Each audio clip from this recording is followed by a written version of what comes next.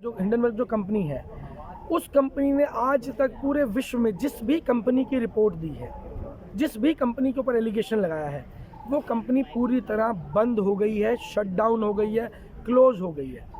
लेकिन हम ऐसा नहीं चाहते हैं कि हमारे देश में अडानी इस स्तर पर बर्बाद हो, क्योंकि बर्बाद कौन होगा? बर्बाद देश की जनता होगी। देश की जनता ने शेयरों में पैसा लगाया है, देश की जनता ने बॉन्ड में पैसा लगाया है, LIC ने पैसा लगाया, SBI बैंक ने पैसा लगाया, PNB बैंक ने पैसा लगाया, एक बहुत बड़ी लिस्ट है।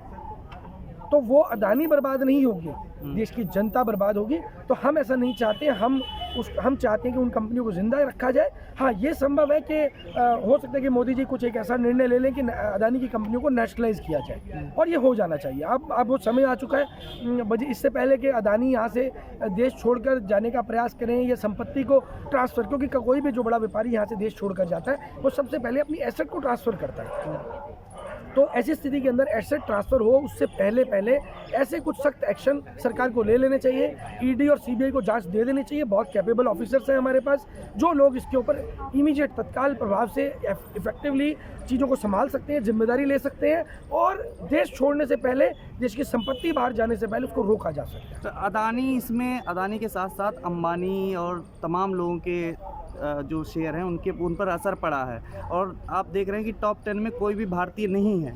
तो इससे भारत का कितना नुकसान आप देख रहे हैं? किस तरीके से? देखिए, भारत की क्रेडिबिलिटी कम हो गई है, क्योंकि सबसे बड़ी बात क्या है कि जो बड़े स्तर पर जो कोई व्यक्ति विश्व स्तर पर इतने बड़े पायदान पर पहुंच जाए और बाद में एक इतना बड़ा स्कैम खुलकर आ जाए जिससे पूरा विश्व हिल जाए, और पूरा विश्व हिल चुका है, और इसमें अलग अलग कंट्रियों के बहुत बड़े बड़े नाम आ रहे हैं। बोरिस जॉनसन जो इंग्लैंड के प्राइम मिनिस्टर थे, उनके भाई इसमें इन्वॉल्व आ रहे हैं।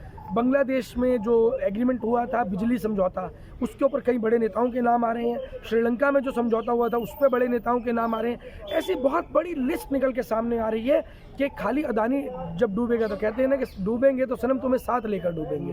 तो जब अडानी डूबेंगे तो साथ में बहुत लोगों को साथ लेकर डूबेंगे। लेकिन हमारा मकसद ये है कि कोई डूबे या ना डूबे, हमारे देश की जनता बचनी चाहिए। अगर हमारे देश की जनता नहीं बचती है तो उस स्थिति के अंदर हमारे देश के अंदर बहुत भयंकर स्थिति पैदा हो सकती है। लोगों को खाने पीने की भी समस्या का सामना सर, कहा जा रहा है हिंडनबर्ग की जो रिपोर्ट है वो गलत है। देखिए, गलत आंकड़े पेश गलत है या सही है, उन्होंने तो 88 पॉइंट पूछे हैं। 88 पॉइंट में से एक भी पॉइंट अगर आप मैसेज मेरा पहुंचा सकते हो तो अडानी जी तक जरूर पहुंचाइए। एक भी पॉइंट पर आप जवाब दीजिए। आपके पास एक भी पॉइंट पर जवाब देने के लिए नहीं है, क्योंकि हिंडनबर्ग ये बोल रहा है कि आप जिस भी पॉइंट पर जवाब देना चाहते हैं, हमने उसमें कुछ पेपर मांगे, वो पेपर ले आइए, सामने आ जाएगा सब कुछ। और जब आपने चोरी नहीं की तो डर किस बात का? तो आप पेपर दिखा दीजिए।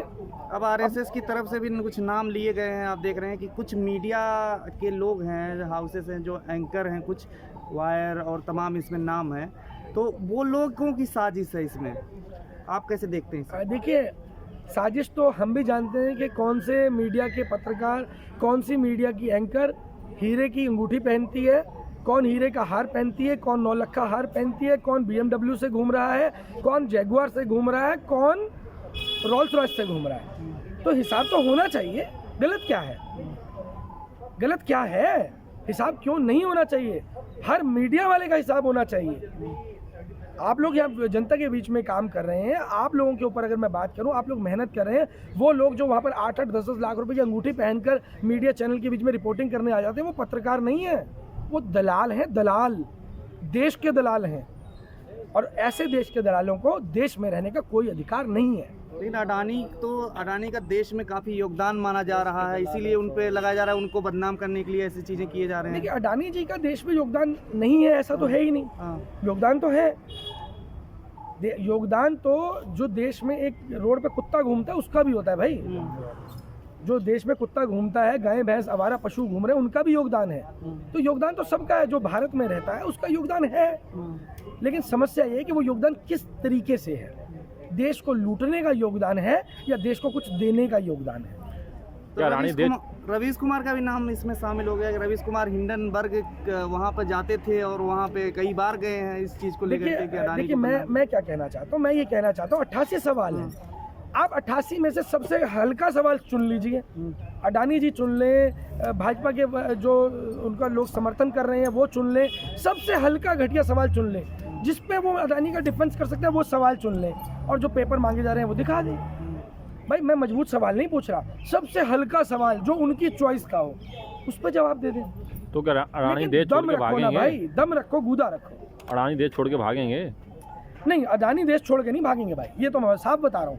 नरेंद्र मोदी जी ने गारंटी ली है कि अडानी देश छोड़ के नहीं भागेंगे। ये आप गलत कह रहे हैं, इस बात पे तो आपकी मेरी लड़ाई हो जाएगी और मैं दोबारा इंटरव्यू नहीं दूंगा आपको। अडानी देश छोड़कर नहीं भाग सकते, मोदी जी की गारंटी है। हाँ, मोदी जी ने कहा था मैं झोला लेके चला जाऊंगा, वो अलग बात है कि मोदी जी झोला लेके पहले चले, बाद में अडानी चले, फिर तो हम जाने ही नहीं देंगे, फिर तो छोड़ दो, फिर नहीं जाने देंगे। 2024 की नैया कैसे पार होगी? अडानी का ये हाल हो जा रहा है, आप कह रहे हैं देश का पूरा हाल हो जा रहा है गड़बड़। देखिए, पहले तो आपको चीज़ समझनी होगी, देश और अडानी क्या एक ही चीज़ है? आप तो उसी तरीके से बात का जवाब दे रहे हैं जैसे अडानी ने पीछे तिरंगा लगा के बोला ये जो है वो देश पे हमला है। मित्रों, ये देश पे हमला है। अबे देश पे हमला नहीं है, तुम जवाब दो। तुम्हारे पे 88 जो पॉइंट्स उठाए गए हैं उन पे जवाब दो। उस पे जवाब ना दे करके तुम कैसे कह सकते हो देश पे हमला है? हम खड़े हैं सीना तान के, जब तक हम खड़े हैं देश पे हमला नहीं होने देंगे। लेकिन गद्दारों को एक्सपोज करने के लिए खुलकर सामने आना बहुत जरूरी। लोग कह रहे हैं कोई बोल नहीं रहा इसमें अडानी जी के इन चीज़ों को लेकर के, जो भ्रष्टाचार हुआ है, LIC, SBI, तमाम लोग में पैसे जो लगाए हैं उनके डूब रहे हैं, ये सारी चीज़ें अफवाह हैं या क्या कहेंगे आप? देखिए, पैसा तो डूबा है, इसमें तो कोई दो राय है ही नहीं। और जो पैसा डूबा है सरकारी संस्थाओं का डूब रहा है, क्योंकि इन्वेस्टमेंट जिन इन संस्थाओं ने शेयर लिए, 4,000 रुपये का शेयर अगर 1,600 रुपये का हो जाएगा तो क्या पैसा डूबा नहीं बोलेंगे उसको? क्या अडानी की फैक्ट्री में ताला लग जाएगा उसके बाद हम स्वीकार करेंगे कि पैसा डूब गया? उसके बाद स्वीकार नहीं करेंगे हम आज ये स्वीकार करते हैं कि जितना पैसा इन्वेस्ट किया गया था उसका 40%, 50%, 60% पैसा डूब चुका है। तो क्यों कोई नहीं बोला? निर्मला सीतारमण तो कह रही हैं सीधे सीधे ये सब ऐसे ही है, कुछ है, इससे कुछ देखिए, देश का कुछ नहीं होने वाला गड़बड़। निर्मला सीतारमण जी देश की वित्त मंत्री हैं और मुझे ऐसा लगता है कि देश के अंदर और भी बहुत से ऐसे काबिल लोग हैं जो वित्त मंत्रालय का पद संभाल सकते हैं। और ऐसे समय के अंदर अगर निर्मला सीतारमण जी पद पर बैठी हैं तो ये एक गंभीर विषय है। जब ऐसे व्यक्ति को समझ में ही नहीं आ पा रहा कि वो क्या कह रही हैं, उनको समझना चाहिए, उनको सोचना चाहिए। देश की आम जनता की नब्ज़, देश की आम जनता की दुख। अभी परसों 3 दिन पहले 3 रुपये लीटर दूध बढ़ गया। भाई, वो गरीब का बच्चा जो गरीब सारा दिन मेहनत करके अपने बच्चे के लिए दूध लेकर आता है, ब्रेड लेकर आता है, वो हर चीज़ का रेट बढ़ रहा है, सब्जी के रेट बढ़ रहे हैं, सिलेंडर के रेट बढ़ रहे हैं। वो गरीब व्यक्ति जिसकी दिहाड़ी पहले भी 500 थी और आज भी 500 है, उस गरीब के ऊपर अत्याचार इतना मत करो कि वो तुम्हें जवाब देने पर मजबूर हो। मोदी जी तो नब्ज पहचानते हैं ना जनता की, तो आखिर वो ऐसे समय पर बोल क्यों नहीं रहे? फिर नब्ज पहचानते हुए नहीं, वो 100 लोगों की नब्ज पहचानते हैं। देश के जो 100 व्यापारी, बड़े व्यापारी जिनका उन्होंने कर्जा माफ़ किया, जिन्होंने उनकी सरकार बनाने में उनकी मदद की थी, मोदी जी उन 100 लोगों की नब्ज़ जानते हैं और वो 100 लोग मोदी जी की नब्ज़ जानते हैं। तो इसमें कोई दो राय नहीं है। और रही बात जनता की, जनता को तो दोबारा से ठग लेंगे।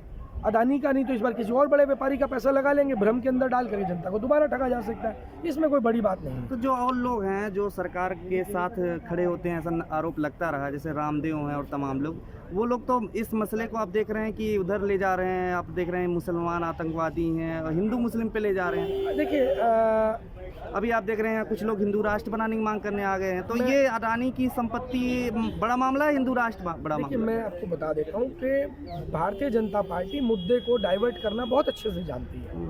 मुद्दे को डाइवर्ट कब किया जाता है? सपोज कोई एक जगह पर ढोल बज रहा है, आप उसके सामने एक बड़ा डीजे लाकर रख दीजिए।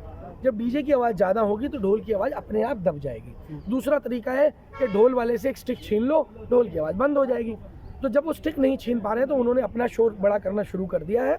लेकिन मैं बता देता हूँ कि देश की जनता का 2024 के लिए जो बड़ा शोर क्रिएट होने वाला है, मोदी जी संभल जाए, मोदी जी संभल जाइए, नहीं तो देश की जनता इस बार आपसे हिसाब लेगी। तो बाबा रामदेव का भी कुछ होगा इसमें या बिल्कुल, कुछ क्यों नहीं होगा? हाँ। किसी भी व्यक्ति ने गलत देश की संपत्ति को गलत तरीके से हथियाने का जो भी प्रयास किया होगा, जो भी संपत्ति हथियाई होगी, उसको वापस लिया जाएगा, उसको हर हाल में राष्ट्रीयकरण किया जाएगा। कौन करेगा राष्ट्रीयकरण? आप कैसे कह रहे हैं? सब कुछ यही मत खुलवाओ भाई, यही मत खुलवाओ। प्रेस कॉन्फ्रेंस करेंगे, बुलाएंगे, आपको क्यों चिंता करते हैं? सब जानकारी देंगे। अभी जिस मुद्दे पर आप इंटरव्यू ले रहे हैं मैं उस मुद्दे पर आपको इंटरव्यू दे रहा हूँ। लेकिन जो बातें कह रहा हूँ पूरी तरीके से सीरियस वे के अंदर कह रहा हूँ, सीरियस नोट पे कह रहा हूँ। ये एक्शन होने वाला है, अब जनता को तैयार रहना चाहिए। कैसा एक्शन होने वाला है? अडानी के ऊपर भी एक्शन होगा? केवल अदानी पे नहीं होगा, विजय माल्या भी बाहर है, नीरव मोदी भी बाहर है, मेहुल चौकसी भी बाहर है, और इसके अलावा मैं आपको बता देता हूँ कि देश की मिट्टी ने उधम सिंह पैदा करने बंद नहीं किए। तो आप बाकी खुद समझदार हैं, आप खुद अंदाज़ा लगा सकते हैं कि किस तरीके से उनको या उनकी संपत्ति को देश में वापस लाया जाए। तो ये वापस आएंगे राहुल देखिए, अगर चौकसी, अगर विजय माल्या? अगर उनको उधम सिंह के नाम से डर लगता है तो वापस आना पड़ेगा, नहीं तो उधम सिंह की किताब को पढ़ लेना चाहिए, उधम सिंह के एग्जाम्पल को पढ़ लेना चाहिए कि हिसाब कितना भी समय हो जाए लिया जाएगा, बख्शा नहीं जाएगा। तो आरएसएस का जो बयान है अदानी पे और जो मोदी जी की जो चुप्पी जिसको आप कह रहे हैं, उससे कुछ फ़ायदा मिलेगा अदानी का, या उससे कुछ जो है अदानी की संपत्ति जो कह रहे हैं आप, उससे उनका शेयर बढ़ेगा या घटेगा, क्या होगा? नहीं, अब तो कुछ नहीं होगा। देखिए, विश्वास उठ गया है।